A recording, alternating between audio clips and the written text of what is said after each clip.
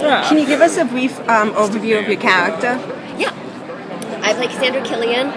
She is a new member of the Librarians team. Her gift is that she's a synesthete, which means it's a real thing. No one ever believes me, but it is. Her senses are crossed, so she sees numbers as colors and science as musical notes and smells math. Smells like breakfast. Yeah.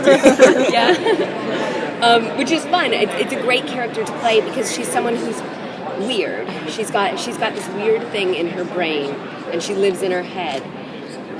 And she's always seen it as a curse. And she sort of doesn't have a lot of friends. She doesn't have a big connection with her family. And she's always thought, I wish I didn't have this. And when she meets Flynn, he looks at her for the first time as someone not just who is okay, could be great. And he wants to work with Cassandra, and he needs her. And he's like, I have a use for this. This is a gift. This is a special thing. And only you can help me. And it's an amazing feeling. I mean, to be told that the thing that you thought was ruining your life is actually a blessing. And so she sort of gets sucked into this new family and is thrilled. She's the most excited of everyone to be there. So she sort of shows up with her tripod on the first day. She's like got her backpack and she's ready to go, and she's got her notebook and she's taking notes. And so she's pretty excited about being involved in the library. You have a very bubbly personality, and you seem very comfortable. Did you have to do any research to bring anything else to the character?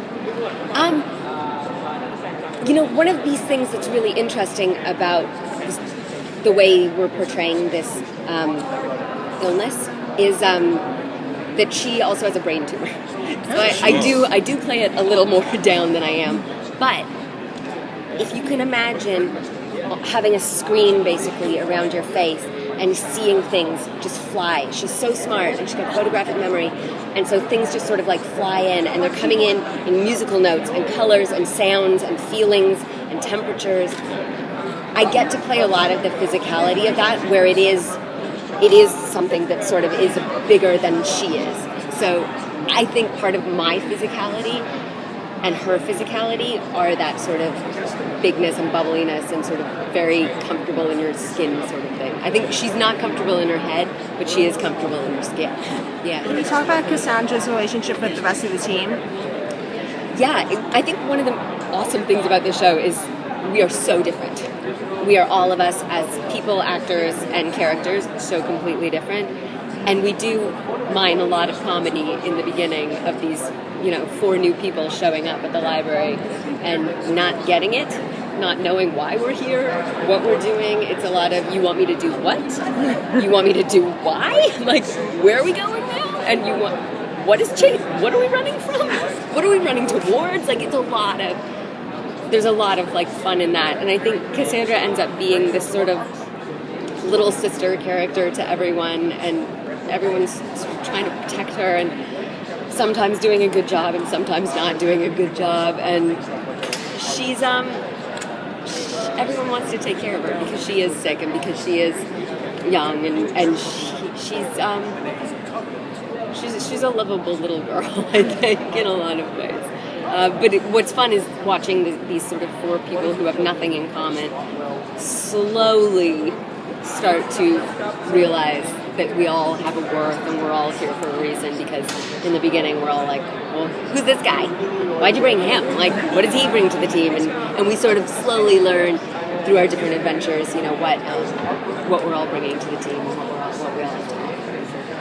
How are they going to play out that brain tumor? I think it's a great twist, but for me it's like, oh my gosh, this character could die at any time. So John Rogers has told me numerous times, he's like, I can kill you at any moment. I wrote it in there. So be good, show up on time. Know your lines. No. Last question. Okay. There is magic involved. So I think we can, it's an interesting piece right now. It motivates a lot of what Cassandra does, especially in the beginning of the show. It's a guiding sort of principle for her, and it also affects the way she sees life. So it is there for a reason.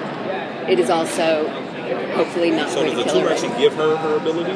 No, it just sort of amplifies it. Oh, okay. It's sort of pushing on that part that's making it all Actually, magical cure Yeah, time. yeah. Yes, if anyone comes up with a magical cure for my brain tumor, please good. let John Rogers know. I think everyone would love to have a magical cure to a brain tumor.